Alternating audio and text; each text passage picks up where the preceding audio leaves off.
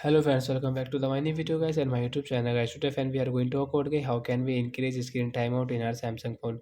Guys, if your phone screen just off in just a minute and second like that, so when you want to increase this phone screen timeout settings, so then how can you increase it? Today I will show you in this video guys.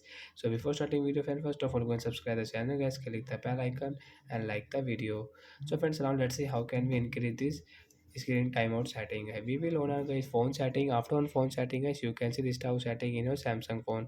So fine, you will have to click on guys the display setting guys, tap here, then guys again scroll. As you can see your screen time mode guys, we will tap here.